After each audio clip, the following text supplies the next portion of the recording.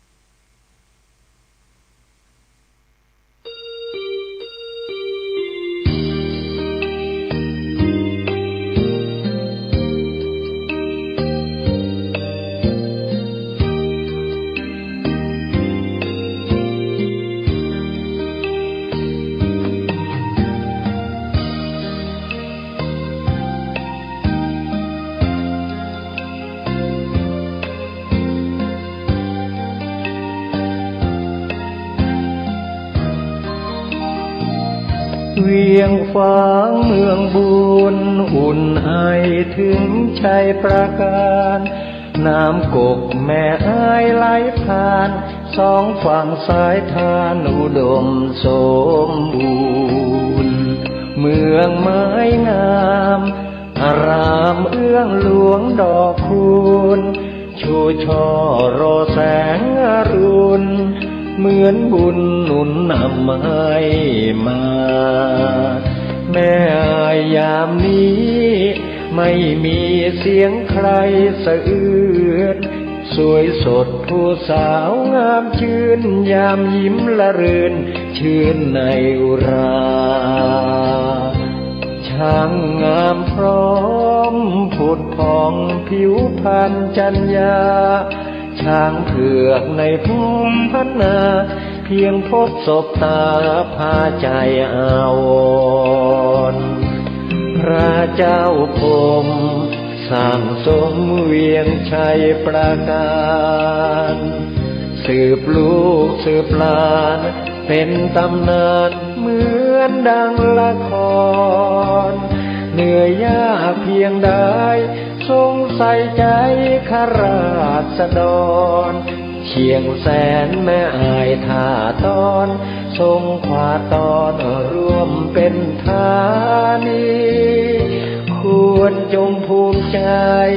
เทิดไว้เหนือกล้าวเกศาพระคุณมากล้นพันละนาสร้างเมืองมานับกว่าพันปีกอบกู้เวียงร้างสร้างวัดวิหารเจดีย์เรามีสุขทุกวันนี้เพราะพระบารมีของพระเจ้าพรหม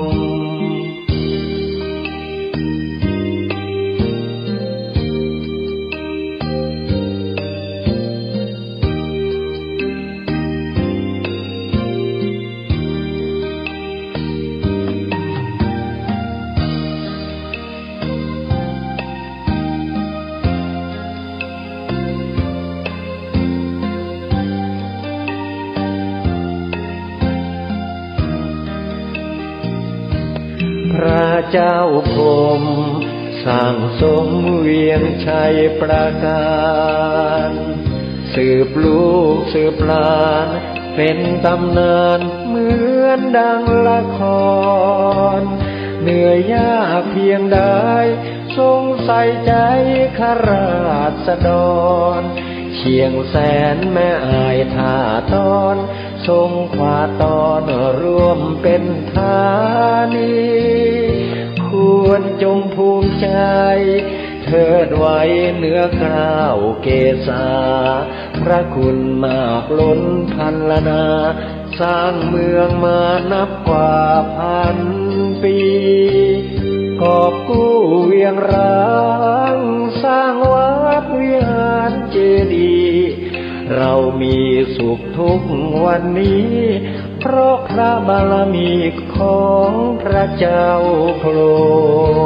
หม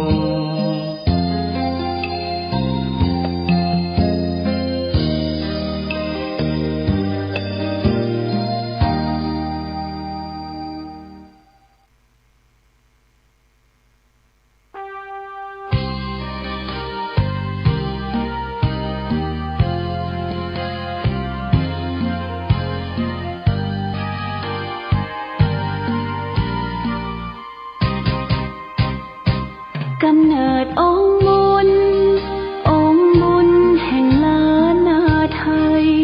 ครูบาเจ้าศรีวิชัยผู้มีจิตใจเปี่ยมล้นคุณธรรมสร้างสมบารมีของดีงดงามเลิศล้ำเพื่อหวังโมกขธรรมและปรารถนาพุทธภูมิมาขออหิงสาเป็นหลักธรรมน้อมนำมาปฏิบัติมักน้อยสันโดษเด่นชัดไม่เกลียดไม่โกรธและไม่โมโหเจริญรอยตามทางเดินหลักของพุทโธนะโมพุทธายะสิ้นชีพสรีระผู้คนกราบไหว้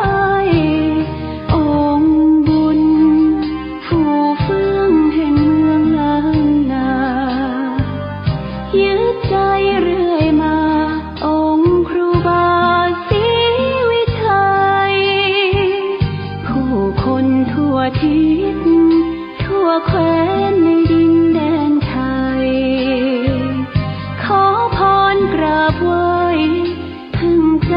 พึ่งบารมีอนุสาวรีย์แห่งนี้ครูบาสูงใหญ่ให้คนบูชาน้อมไหว้สำนักวิปัสสนานะโมสวาแห่งนี้วัดพระบาทอุดมให้ท่านชื่นชมพึ่งบารมีเชิญชวนญาติโยมน้องพี่ไหว้บารมีขององค์ครูบา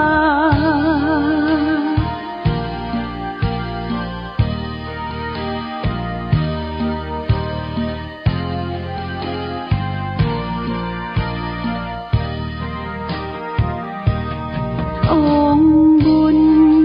ผู้เฟื่องแห่งเมืองล้านนายึดใจเรื่อยมาองค์ครูบาศรีวิชัยผู้คนทั่วทิศทั่วแคว้นในดินแดนไทยขอพรกราบไหว้พึ่งใจพึ่งบารมีอนุสาวรีย์แห่งนี้ครูบาสูงใหญ่ให้คนบูชาน้อมไหว้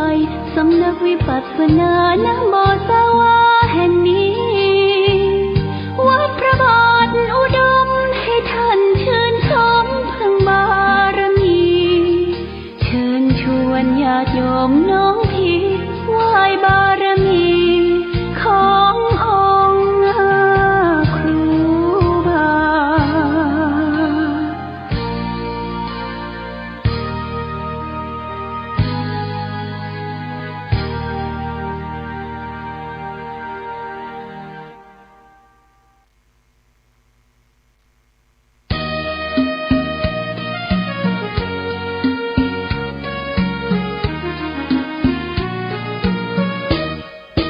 วัด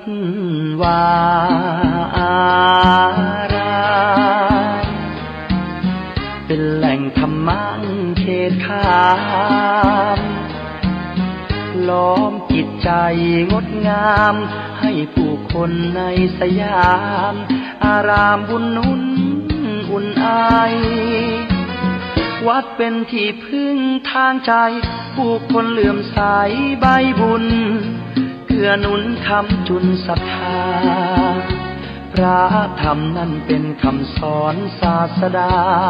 ชี้แนะบุญกรรมนำพาให้เดินหน้าถูกทางพระเป็นองค์บุญคอยชี้ทางเพิ่มพูนให้เกิดคุณทางใจเป็นร่มโพร่มใสแผ่ไปทั่วสารพางวัดเป็นที่ยึดเหนี่ยวใจให้คนใฝ่สร้างความดีชี้แนะพระธรรมส่องทางสังคมไม่มีแตกร้าวอับปางมีรักผูกพันสรรสร้างไม่อ้างว้างเดียวดายไปวัดทำบุญสุนทานสดใสชื่นบานร่มเย็นร่มใจให้เราผ่อนคลายมีคุณธรรมน้อมนำจิตคนมากมายสังคมสดใสเลี้ยวไปแห่งใดรอยยิ้มมากมีในสังคมไทยมีพระนำใจมีมิตรไมตรีมีธรรมะช่วยนำชี้ทำดีแล้วมีคุณค่าคนภัยไร้ทุกข์สุขใจจริงนามีน้ำใจดีทั่วลาใต้แผ่นฟ้าเมืองไทย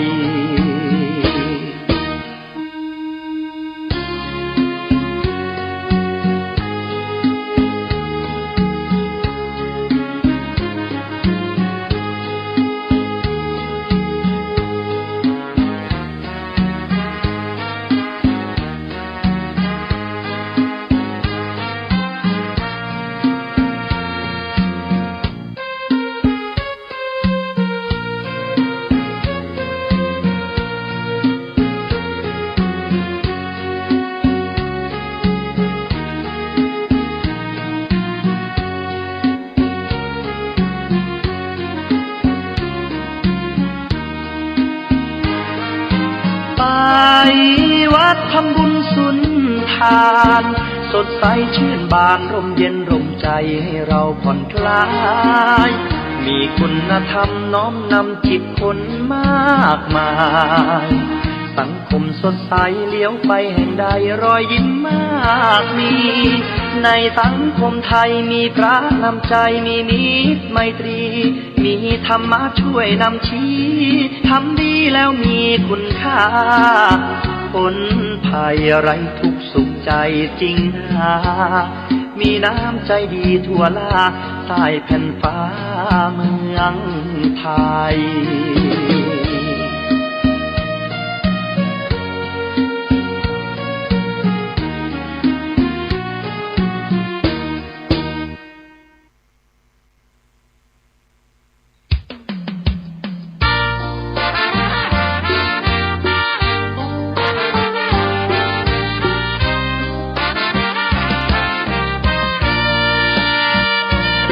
เจริญสุขศรัทธาสาธุชนญาติโยมท่านพุทธบริษัททั้งหลายวันนี้รายการธรรมประทีปส่องต่างก็ได้มาพบปะกับพ่อแม่พี่น้องศรัทธาสาธุชนญาติโยมแห่งครั้งหนึ่งธรรมะที่เป็นรากเหง้าของกุศลสามรากเหง้าของความดีญาติโยมเนี่ยเรียกว่ากุศลมูลกถาพระพุทธเจ้าตรัสไว้ในพระไตรปิฎกสังคิติสูตรทีปาเล่มที่11หน้า305ว่าตีนิกุศลมุรานิอโรโพกุศลมูลังอโทโสกุศลมูลังอโมโหกุศลมูลังแปลว่ากุศลสามคือกุศลมูลคืออโลภะไม่อยากได้หนึ่งอโทสะไม่คิดประทุษร้ายหนึ่งอโมหะไม่มีโมหะความโลภหนึ่งทั้งสามประการเนี่ยเป็นรากเหง้าของความดีญาติโยมนะรากเหง้าของความดีคือไม่โลภไม่อยากได้ไม่คิดไม่เกลียดไม่ประทุษร้ายเขาและไม่หลงยินดีกับรูปเสียงกลิ่นรสโผฏฐัพพะนี่ญาติโยมคือกำจัดกิเลสสามตัวนี้ออกไปที่ประกอบด้วยโลภะโมหะโลภะโทสะโมหะเท้าอะมาตำนำหน้าโลภะนี่ก็อะโมหะไม่อยากได้อะโทสะไม่คิดประทุษร้ายเขาอะโมหะไม่หลงเมื่อเราประพฤติปฏิบัติศีลธรรมกรรมฐานและก็แกะเอากิเลสสามตัวที่อยู่ในจิตในใจของออกไปที่เป็นความโลภความโกรธความหลงจิตใจเขาก็จะสดใสไว้เนี่ยพุทธผ่องยองใหญ่บ่ใครได้อย่างนักจนเกินไปบ่ขี้โกรธขี้เกียจโมโหภัยบ่เนี่ยอย่างสวืดและบ่หลงยินดีกับรูปกับเสียงกับกลิ่นกับรสกับโผฏฐัพพะนี่เป็นแนวทางของการประพฤติปฏิบัติธรรมคือกุศลมูลที่เป็นรากเหง้าแห่งความดีไว้อยู่ในจิตใจเฮาเพื่อดำเนินชีวิตที่ถูกต้องต่อไปเอาละญาติโยมท่านสาธุชนวันนี้ได้เวลาต้องอำลาพาจากญาติโยมท่านสาธุชนไปก่อนรายการธรรมะประทีปส่องต่างต้องขอลาก่อนคือท่านทั้งหลายได้ประสบสุขโชคดีประกอบไปด้วยอายุวันนะสุขภระเหมือนกันทุกรูปทุกท่านทุกคนโดยเถิด